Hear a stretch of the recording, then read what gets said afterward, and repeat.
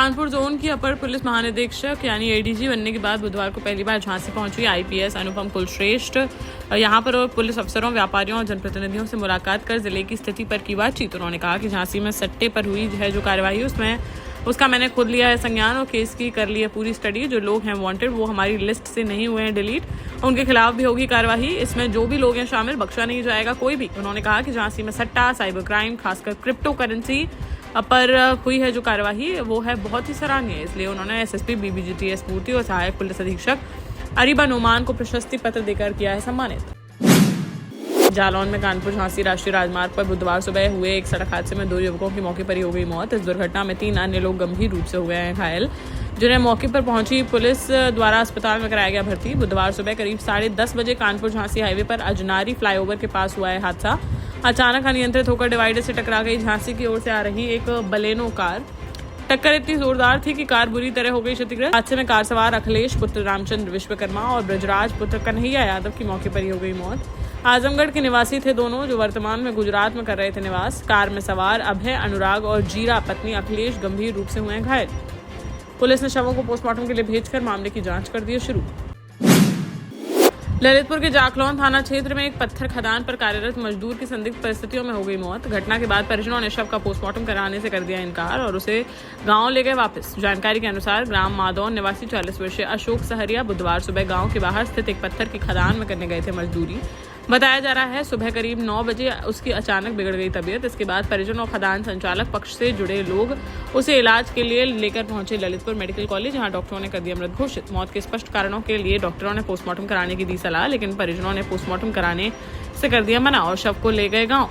Police का कहना है कि पोस्टमार्टम न होने के कारण मौत के कारणों की पुष्टि करना है चुनौतीपूर्ण, फिर भी मामले की परिस्थितियों की जा रही है जाँच।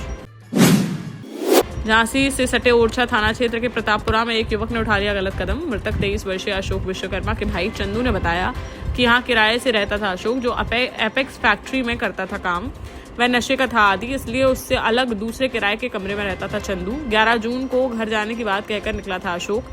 3 घंटे बाद पुलिस का आया फोन कि कमरे से 500 मीटर दूर बेहोश पड़ा है अशोक, जिसने विषाक्त पदार्थ का कर लिया है सेवन। आनन फानन में तुरंत लाया गया झांसी मेडिकल कॉलेज, जहाँ इलाज के दौरान बुधवार को उसने तोड़ दिया दम।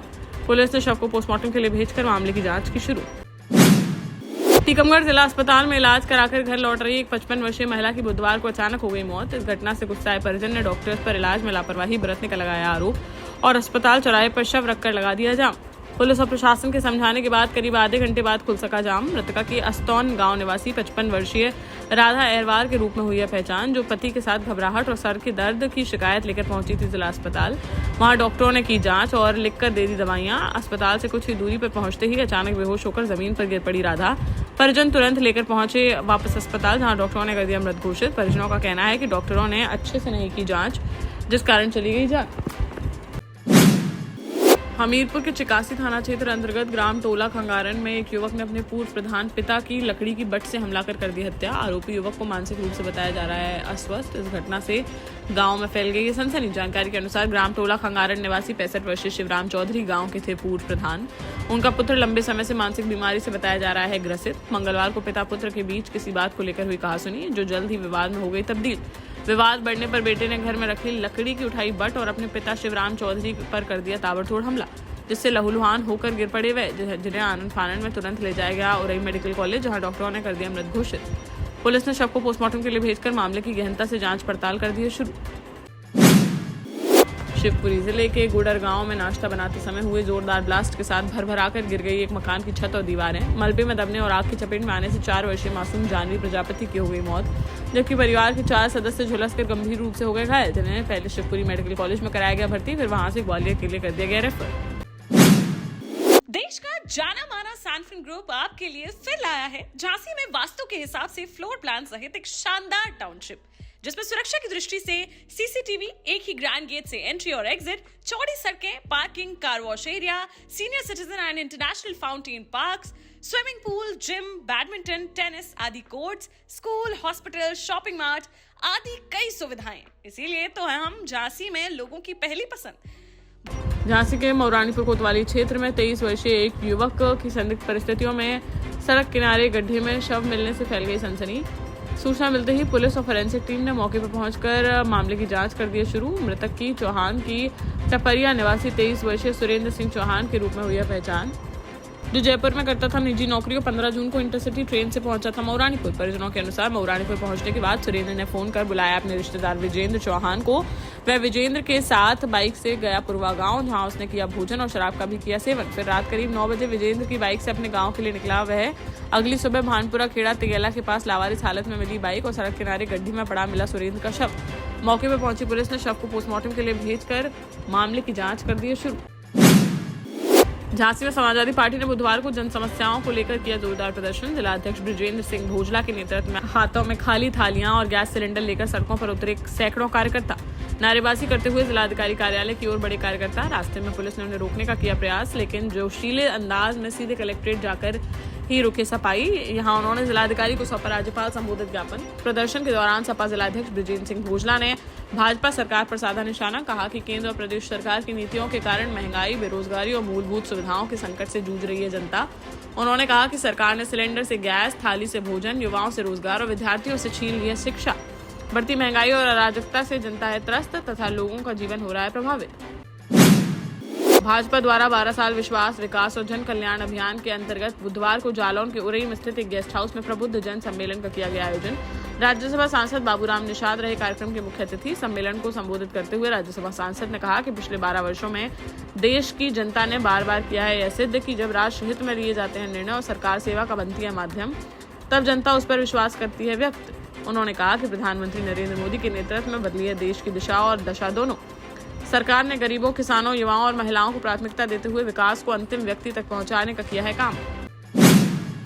महोबा के घुटवई स्थित सौर ऊर्जा प्लांट में कार्यरत सुरक्षा गार्ड की संदिग्ध परिस्थितियों में हो गई मौत। घटना के बाद परिजनों ने प्लांट के कुछ कर्मचारियों पर मारपीट कर हत्या करने का लगाया है आरोप। मृतक की चरखारी कोतवाली क्षेत्र के सूपा गांव निवासी दिनेश राजपूत के रूप में हुई है पहचान। वह सौर ऊर्जा प्लांट में सुरक्षा गार्ड के पद पर था कार्यरत। परिजनों के अनुसार बीती शाम नाइट ड्यूटी के लिए घर से निकला था दिनेश। बुधवार सुबह प्लांट परिसर में उसका शव मिलने से मच गया हड़कंप। पुलिस ने शव को पोस्टमार्टम के लिए भेजकर मामले की जांच कर दी शुरू। झांसी के गुड़सराय थाना क्षेत्र में एक अज्ञात वाहन की टक्कर से 65 वर्षीय वृद्ध गंभीर रूप से हो गए घायल, जिन्हें प्राथमिक उपचार के बाद झांसी मेडिकल कॉलेज के लिए कर दिया गया है रेफर। बीती देर रात की है यह घटना, जब ग्राम पुरैनिया निवासी 65 वर्षीय तुलाराम अपने घर लौट रहे थे वापस, तभी रास्ते में किसी अज्ञात वाहन ने उन्हें मार दी जोरदार टक्कर, जिससे वे गंभीर रूप से हो गए घायल, जिन्हें राहगीरों की मदद से एम्बुलेंस के जरिए पहुंचाया गया गुड़सराय CHC, जहां से प्राथमिक उपचार के बाद झांसी मेडिकल कॉलेज किया गया रेफर। पुलिस ने आरोपी चालक की तलाश की शुरू। जालौन औरैया हाईवे पर मंगलवार देर रात एक चलती कार में अचानक लगी आग। जालौन कोतवाली क्षेत्र के हीरापुर गांव के पास हुई इस घटना में कार सवार लोगों ने समय रहते बाहर निकालकर बचाई अपनी जान। हालांकि कार पूरी तरह जलकर हो गई खाक, लेकिन नहीं हुई कोई जनहानि। जानकारी के अनुसार अपने गंतव्य की ओर जा रही थी कार, तभी उसमें से निकलने लगा धुआं। जब तक कुछ समझ पाते कार सवार लोग, तब तक इंजन वाले हिस्से से उठने लगी आग की लपटें, जिसने देखते ही देखते पूरी कार को ले लिया अपनी चपेट में। प्रारंभिक जांच में शॉर्ट सर्किट बताया जा रहा है आग का कारण, हालांकि वास्तविक कारणों की जांच के बाद ही हो सकेगी पुष्टि।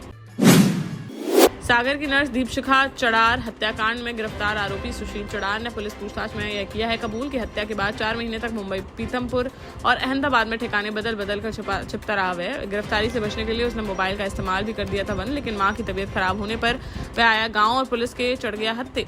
सागर पुलिस ने मंगलवार रात जबलपुर के पनागर थाना क्षेत्र मुड़िया गाँव से आरोपी सुशील चड़ार को किया गिरफ्तार। पुलिस ने हत्या में प्रयुक्त पिस्टल भी कर लिया बरामद। जांच में सामने आया कि आरोपी को उसके चचेरे भाई सौरभ चड़ार ने दिया था हथियार। पुलिस ने उसे भी सह आरोपी बनाकर किया है गिरफ्तार। बोले, दीपशिखा तू मेरी नहीं हो सकती तो किसी और की भी नहीं होगी, और फिर कट्टा निकालकर मार दी गोली। शिवपुरी जिले के भयावन गांव में एक महिला से जुड़े पुराने विवाद को लेकर 40 वर्षीय क्लिनिक संचालक प्रभान सिंह लोधी की पीट कर कर दी गई हत्या। इस घटना से गुस्साए परिजनों ने भौंती थाने के सामने पिछोर शिवपुरी मार्ग पर कर दिया चक्का जाम। पुलिस ने इस मामले में 30 लोगों के खिलाफ केस किया है दर्ज, जिनमें 15 है नामजद। मृतक की पत्नी मीना लोधी ने पुलिस को बताया कि बीती शाम घर में बैठकर खाना खा रहे थे प्रभान सिंह, तभी गाली गलौज करती हुई घर में घुस आई आरोपियों की भीड़ और प्रभान को ले जाने लगे जबरन। उन पर लाठी डंडों और पत्थरों से कर दिया हमला। जब बीच बचाव करने पहुंचे परिजन तो उनके साथ भी की गई मारपीट। प्रभान को अधमरा और मृत समझकर मौके से भाग निकले आरोपी। परिजनों द्वारा तुरंत उन्हें लेकर पहुंचा गया पिछोर अस्पताल, जहां इलाज के दौरान उन्होंने तोड़ दिया दम। आरोपियों की तलाश में जुटी पुलिस। 18 साल पहले अपने स्टार्टअप के साथ ही योग्य नेतृत्व, अनुभवी टीम और सक्षम सेंट्रलाइज और उत्तरदायी प्रबंधन के बल पर सबको घर गुणवत्ता के साथ समय पर घर की योजना के तहत सैनफिन समूह ने बहुत ही कम समय में 1500 से ज्यादा यूनिट्स को दिया है कब्जा। समय पर डिलीवरी से हमारे ग्राहकों में बढ़ा है विश्वास और मिली है संतुष्टि। सैनफिन समूह ने बहुत कम समय में Sanfin Ashok city, green homes residency, green homes city, Sanfin Ashok valley, Delhi public school, Sanfin शाखा, केन सैनफिन अस्पताल सहित कई अन्य परियोजनाओं के साथ नई झांसी के निर्माण में स्थापित किया है एक बड़ा मुकाम। तो आप भी आज ही आइए अपने परिवार के साथ और कीजिए अपने सपने साकार।